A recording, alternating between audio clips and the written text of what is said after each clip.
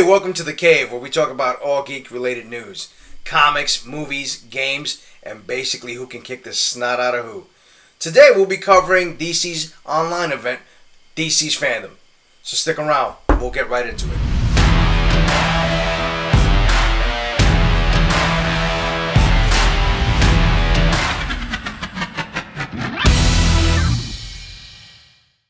So, let's get right into the DC FANDOME. I'm your host, Jay Lyons. So DC dropped their mega guns today, and it was basically like their own personal little mini Comic-Con. It was great seeing all the different projects they have. There's so many. I honestly don't know how people physically do this. I'm sure it's fun. You get to interact with people and everything face to face, as we used to before the COVID. But I had to take a nap. There was a lot of stuff to go over. So basically, we just covered the main things. Not to say that DC didn't have other great things going on. It was just, like I said, so many things to cover. First thing, out the gate, DC was not playing. They came out with Wonder Woman 1984. They had the cast. They had the director Patty Jenkins, Gal Gadot, Kristen Wiig, and I mean, I saw the first trailer, and I was already... Hey, look, they have my money when it comes to Wonder Woman. But this second trailer they dropped was just phenomenal because it showed a lot more that they had, a lot more action, and it made my little inner geek boy just squeal. Kristen Wiig's Cheetah on the screen.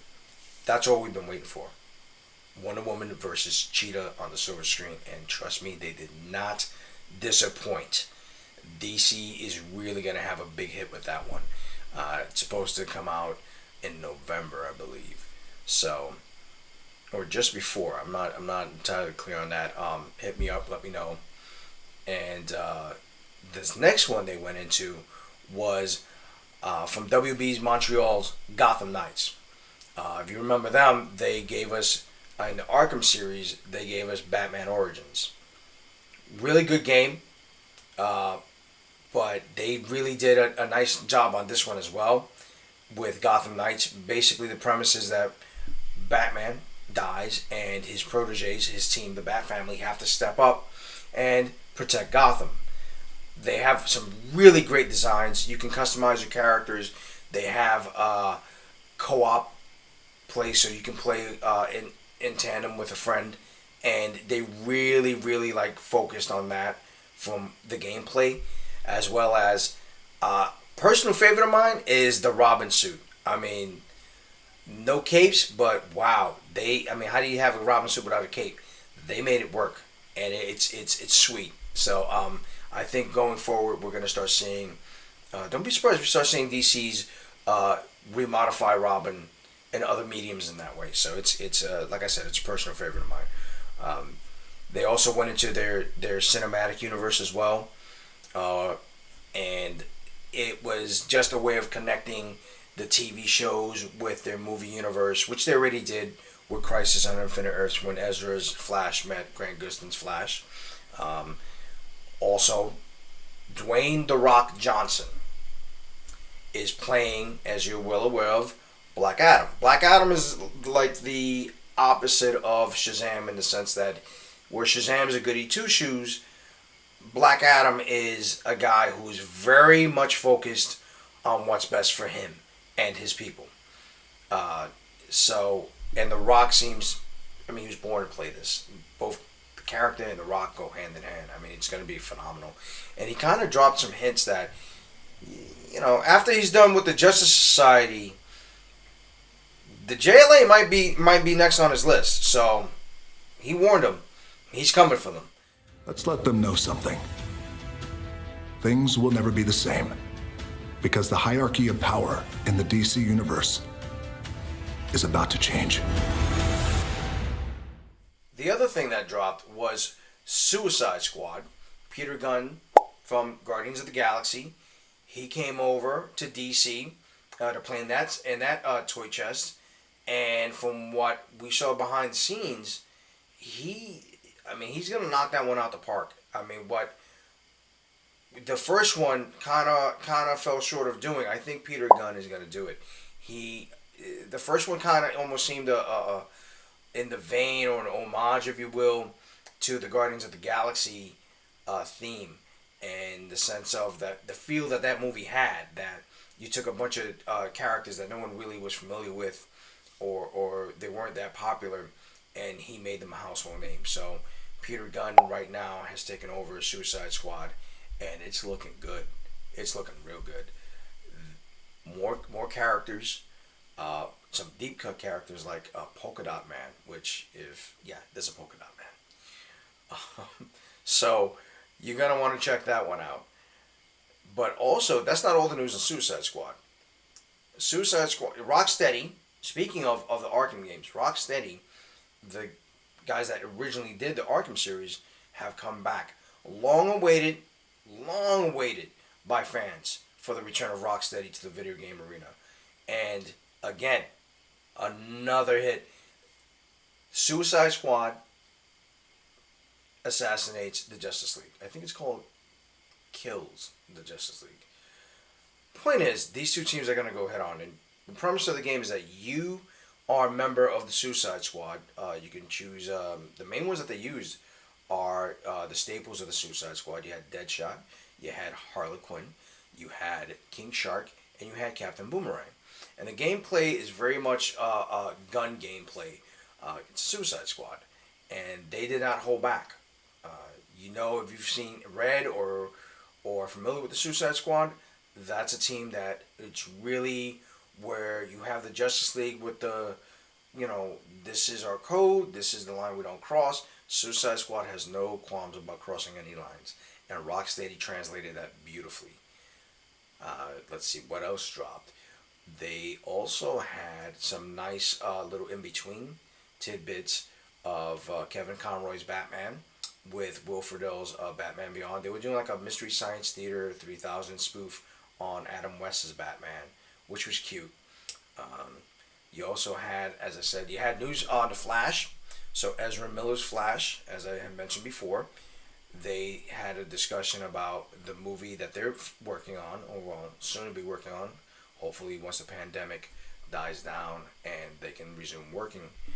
They showed some conceptual art where his suit moved more from the armored version to a more organic, like Grant Gustin on the TV show. And it was designed by Bruce Wayne to help Barry out, which was a sweet, just a really nice touch to it.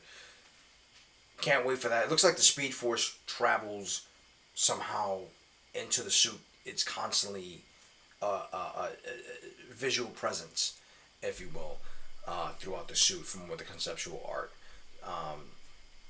Also, they discussed, speaking of The Flash, they had the cast of the TV show, which was discussing where season 6 left off and then where they're going to pick up at season 7. It looks like they're going to introduce a more, even though they've shown it before, a more solid meteor characterization of Godspeed, who's a more recent, newer Flash villain. Very complex character, but really interesting to say the least. And last, the flagship Snyder's cut of Justice League. Loved it. I loved what they did. I can't wait to see it. I'm really stoked about it. It's a completely different movie. You could tell. It's a completely different movie. From character to color palette to design. I mean, it's just crazy. Night and day. The only thing that took me out of the trailer was the Hallelujah song that they used. I get it. I'm glad. Trust me, I'm glad the movie's coming out. But did you really have to go with that song of all songs? It kind of took, like I said, personally me, it just took me out of the experience for the trailer. Compared to the Wonder Woman 1984 one, to that is just a little bit. But I'm not complaining. I'm glad it's coming out, and I can't wait to see it. And the last but not least, Matt Reeves' Batman. You had Pattinson come on, and he mumbled. God knows what he said, because I couldn't hear him. He was mumbling. I heard it was COVID-19, and take it, Matt. So and Matt took it. Matt Reeves, if you're not familiar with him, he's the director of the Planet of the Apes series movies, which I wasn't that heavy into it, but he's that kind of director that he got me into it. I really enjoyed that series. So his take on Batman is going to, which he said from day one, he's going to do his own thing. Nolan did great. He established that character in a way, he put his mark on it. Every director hopes to do this. Reeves said it from the beginning.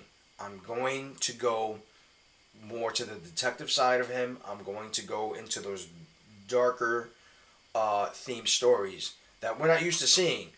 But man, did he do it. The Riddler seems to be the big bad of the movie. And lately, the last decade or so, DC has taken that character of Riddler. They're taking like the clownish goofiness away from him and have stripped him down to his main core, and it is horrifying. And Matt Reeves seems to be translating that in his version of the Batman origins, and it's basically Batman's second year, as he said. And I can't wait. It looks horrifyingly great. It really does. It's eerie of how they're depicting how the Riddler is coming at Batman and how he has to deal with it. So DC, you did a great job. I'm really looking forward to those projects coming out. I can't wait till the COVID thing dies down and we can all resume some normalcy back, so we can get these films done, because I can't wait to see that whole roster that they have. So that brings us to another end of our episodes. Remember, hit like, smash the subscribe button, and please, by all means, leave a comment. Let us know if you have any questions, any ideas for future episodes you'd like to see, anything you'd like us to cover. Don't be afraid. Reach out. Love to talk to you. That's all for now. I've been your host, Jay Lyons. Thanks for watching.